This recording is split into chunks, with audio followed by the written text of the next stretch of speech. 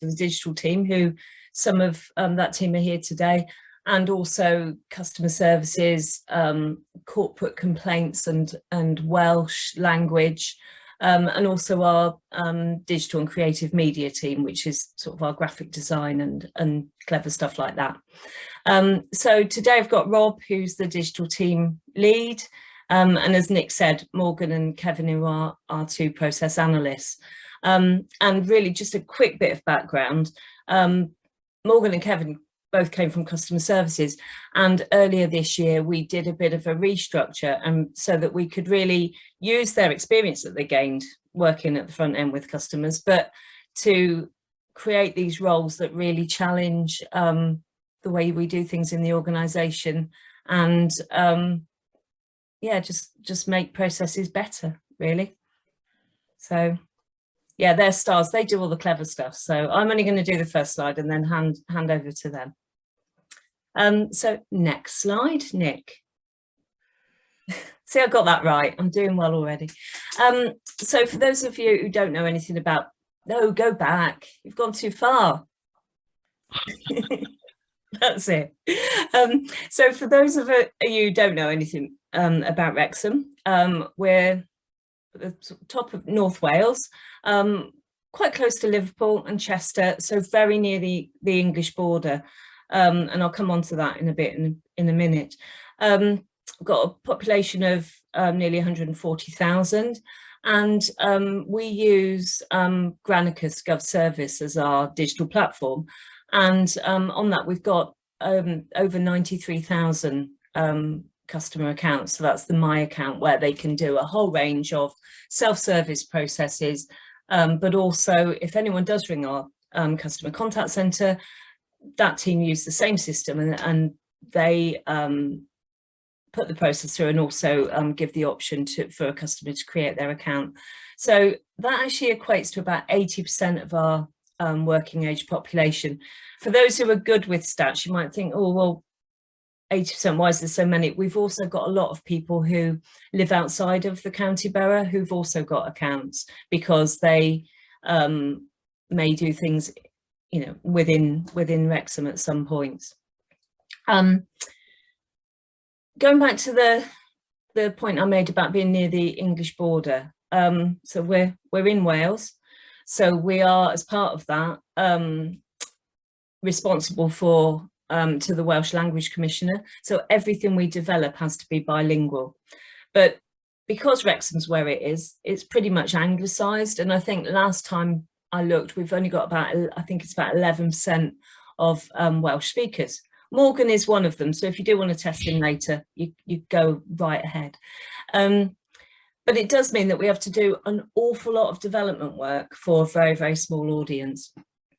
One of our other challenges, and this is probably similar to lots of you, is we've got lots of legacy systems and also very old ways of doing things. So although we have done, or we had done over the sort of last 4 years, done a lot of work around front end processes, and hence why we've got so many people registered for an account. We've got, you know, 80% of people do self-service, which is really, really good. It's the front end that's been changed.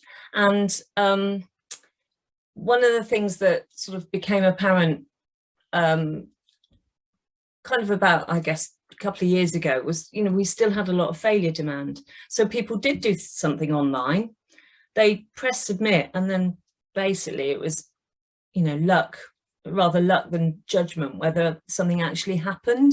Customers didn't get a notification, they had to then chase things. So they lost faith really and took to the phones. So we did still have a lot of phone calls where people were chasing things. So that's really, and I'll come on to some of our learning on the next slide, but that's really where we adopted the approach that we have. And we are now working through our, particularly our high demand processes, and doing some really challenging end-to-end service redesign. I think one of the other key points is something that I feel quite strongly about, is that digital sits outside of IT at Wrexham. Our chief exec has really stress the importance of digital being more around cultural and business change. My IT colleagues probably will lynch me for saying this, but IT is very much about keeping the lights on, keeping everything working, our cybersecurity and so on. And we do work very closely with them around some of our systems integration. But I think the really cool stuff is done in digital, because it does change the way we work and also the way our customers interact with us. Next slide, please, Nick. So before the rest of the team talk more about our approach, these are some of the things that we think are really important.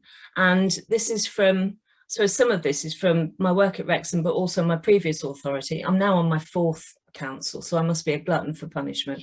But particularly at my last authority, we also did a lot of process redesign as well, and took quite a lot of savings out of the council. So these sort of learning points are from those years of work really as well. And I think the first thing is, when you're looking at end-to-end redesign, is, do we even need to do it? We've all got some services that we operate as a council that really other people do better. So that could be selling compost bins. Would you really go to the council to buy a compost bin when you think you'd probably go to somewhere like B&Q or Amazon? So first thing is, why are we even doing it when perhaps the third sector or someone else can do it better? The other thing, and this is particularly, as I say, what we've done at Wrexham, is about prioritising the change. So we've got over 100 processes online. Some have very low demand. So they do, currently there is a front end form and that goes to an email, and we haven't yet looked at the whole end-to-end process. We're really focusing on those high demand ones that create a lot of failure demand, but also that can really have the power to change the experience for the customer. And we'll talk a little bit more later, I'm sure, about our work in social care. And that's where, it is really the opportunity to make things better for those people who are making a referral. It's also important to understand the customer journey before we look at how we make it better and build it. We need to know what it's like, kind of the good, the bad and the ugly, I suppose, how it's done currently. And I've already talked about the experience doesn't end with the web form, and we've certainly recognised that at Wrexham. So I think despite the hard work and sometimes the challenges that come with it, I think it's key to redesign end to end. One of the key benefits of using the Engage process software, which obviously we'll talk about later, is the ability to be able to calculate the costs, both in time and in money, of the as is compared to a to be process, and therefore be able to look at the efficiency savings. And that doesn't mean, it means sort of getting rid of people or anything, but it's about identifying where time can be saved to do other things. And particularly in social care, demands are going through the roof. On the back of COVID, we've got increased issues around mental health. The current economic situation is putting pressures on. So, demands are spiraling and we've only got limited resources. So it's about identifying efficiencies so that people can do more, I guess, with the same time. And then the final one, which the team will probably they get fed up of me banging on about it, but to me, this is the most important, and it's don't build your old processes in new technology. I'm sure you will have all experienced services who've bought new systems because this will change the way we do things, but they actually work in the same way, just with some new tech. So I would say don't even bother investing if you're not looking to change the way you do things. So now it's over to Rob. So next slide, please. Thank you, Nick. Okay, everybody, this is a very quick slide and a quick process. So I'd like some engagement. So most of you have already found the chat, so that's great. Exercise for this morning now is very quickly, if you would put down in chat, what are the first 3 things you'll do to make a cuppa? It's just for fun. You've got 30 seconds, just everybody have a go and tell us what you put in, what the 3 things are you would do.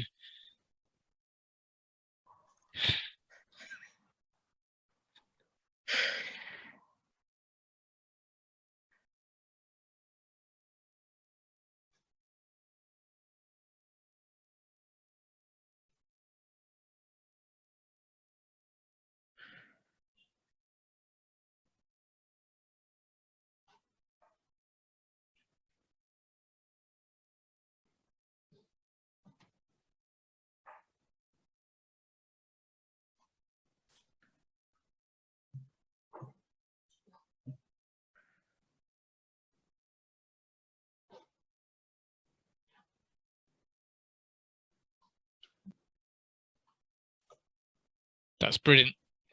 Thank you, everybody who's had a go. And Jim, I'm with you there.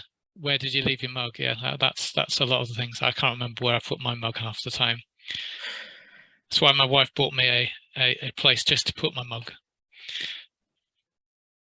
with Paned Dad on it. So there we go. I know it's mine. The point of this exercise was just to show and illustrate the point of when we start working with teams in our authority. We'll often ask, what is the current process? How do you do that?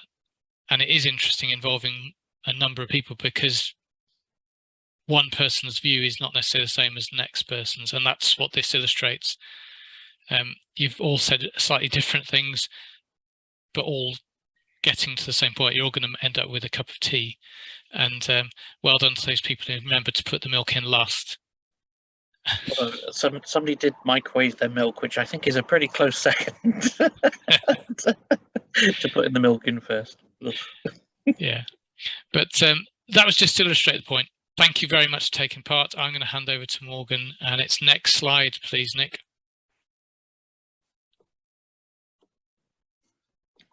Yeah, so just going to be showing you. Sorry, can you go to the next slide, Nick, please? Yeah, so just going to be showing you some as-is and to-be process maps that we did. They're just quite small process maps, just to give you an idea of what we do. Usually they're a lot bigger with hundreds of steps.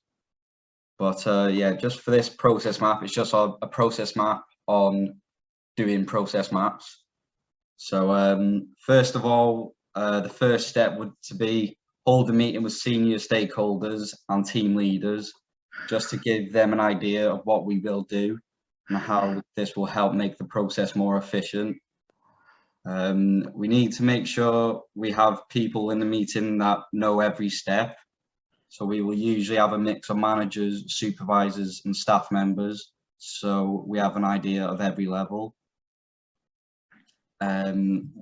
Once we have completed this, once we have completed the as-is, we will send it off to the relevant team and ask them to give us the times it takes to do each step, the job role that does that step, and we need percentages on if there's like a question, say like, is the as-is complete, step number 6, we need a percentage of how often it is the answer is yes or how often the answers are no. And then once we've had all that information, we decided to give teams a 2-week deadline, as we have had some issues in the past with teams taking a while to get the information back, and obviously that delays every other process. So yeah, after the 2-week deadline, we'll add that information to the process map and then show the teams the efficiencies and cost savings that have been made. And yeah, in between that, we'll make a 2B map as well. So we'll make some slight changes, and basically we'll try and remove the areas that cost the most or take the most time and replace them in a more efficient way. And that's that. So are you okay to go to the next slide, Nick, please? And again, and this is just another adult social care one that we've been working on recently, which, as you can see, is a lot bigger. And yeah, that's the as is one. And then if you go to the next slide again, please, that's the 2B. So it's a lot tidier, and you can't see the numbers on here, but saves a lot of time and money doing it that way. Okay, and ready to go to the next slide again, please. So this is you now, Kevin, isn't it? It is, yep. Cheers, Morgan. Yeah. Just going to talk a little bit about the challenges. I was in one of the earlier meetings and asked a similar question in terms of challenges, because obviously it's all new, but well, to us and them to some extent. So there's been some challenges. So just going to run through some of those now. The first being, and I hate to use the term homework, and that's that they can be slow to do their homework, and that's one of our learnings was that we would give them plenty of time to respond and what have you, but of course it delays everything, and then they're keen to get the end process, so there was delays there. So when we're mapping to me and Morgan are going through, it's not really optimal to enter all those timings, roles and splits while you're mapping, because the first session you just want to get everything down on paper. You want to know what they do, how they do it, and you want to make sure that you can capture all that. So it's usually a homework task afterwards to get them to fill that in. And as I said, since then, our learnings have sort of suggested we need to get that down to 2 weeks where we can. You know, things do move, but the idea is to get them back to you ASAP so that you can get those finished and complete the map. So we've worked with setting those expectations now before we even start the process. So that's obviously led to them actually hopefully coming back with a decent time scale. Of course, they're often keen to jump into the, you know, what will the new process be? So the selling, how we do that is that you'll get to the good or fun part once you've done the boring stats. So it's difficult to sell, but you do need that groundwork done first. The other thing we run into is that teams tend to fall into the trap of wanting a new process to mirror their old ways, exactly like Kay said. I think a lot of people are in that mindset of we've always done it like that. Or what I would call habits. So, I mean, with social care specifically, for example, a form came up that they always fill in to refer to somebody, and it was a bit of a headache really, because to somebody external looking at the process, you think, well, that form is always going to be the same. So that's something that could be digitized. You could easily put that in a digital format and get that sent over. But again, you know, there's that sticking point of we've always filled that in, you know, via paper and stuff. So it's kind of understanding that sometimes efficiencies can be made, but maybe because they've always done it or been told that's how you do it and that you need X form, that maybe there's no wiggle room there, which can be a pain. So I think it helps going in as an external look in the process, but you might have some friction there. I suppose they do sometimes want to stay where they were. So a bit of a pain, but if you challenge it and of course, the whole point of Engage is that you can evidence that there is obvious savings, then we'll free them up to do other stuff. And that, you know, I think the thing that we've noticed most is sometimes if you speak to top management, you speak to line managers and things like that, their version of how the process goes is very different to people on the ground. So exactly with social care, you know, you ask the social care workers, do they want to be filling in these forms each time that they've got to refer somebody, and to have to fill it in, to often pass them to somebody else to copy it, paste it, enter it, and all that jazz. It'll just free them up if they can just enter it once and it's available to everyone.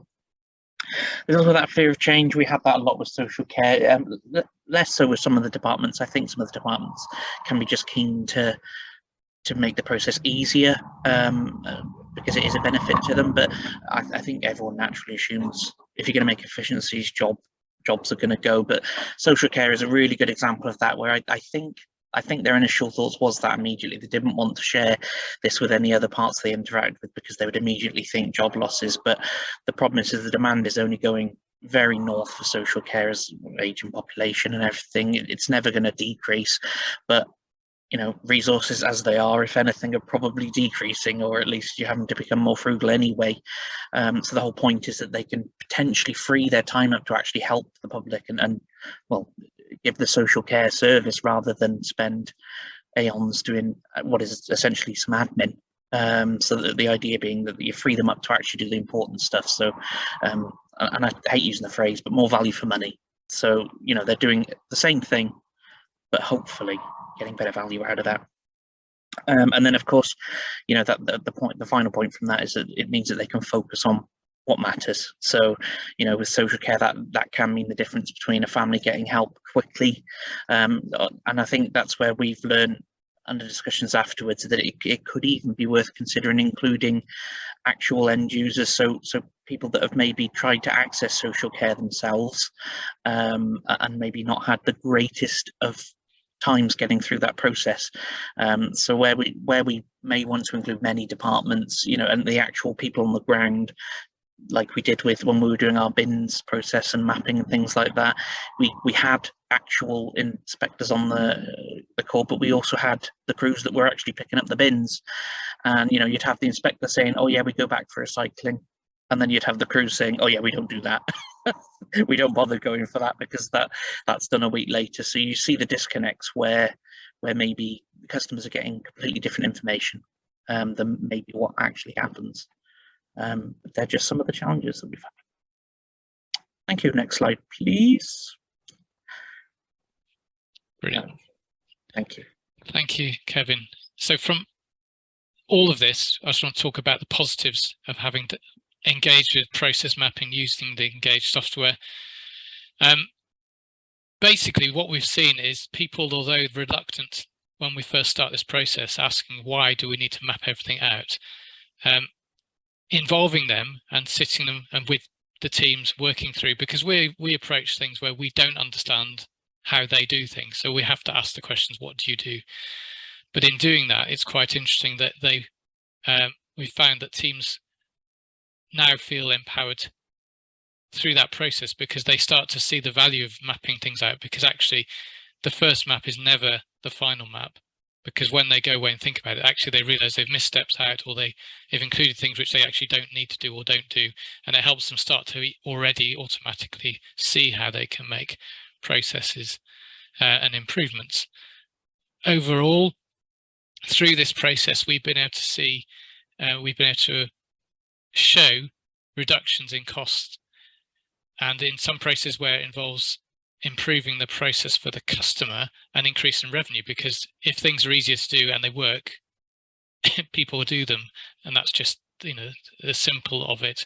That's the great thing, and that's also led to an increase in customer satisfaction through those processes, and a reduction in failure demand. The thing that Kay talked about, the thing that is the bane of our lives, because what's the point of doing anything if it just creates failure demand? There's no point. So we have to work to improve that and reduce that, which obviously, as Kevin said, it frees up people to do the things where, with people for whom digital doesn't work, those people then have that time can be spent helping those customers.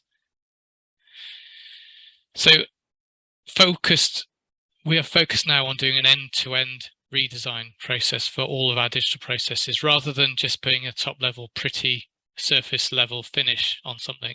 We're much more geared to looking at the whole process, and involving everyone makes digital everyone's responsibility. It's been a challenge, I think, for Kay since she joined us, you know, because people often feel that digital is something that we'll do, and that we'll do for them.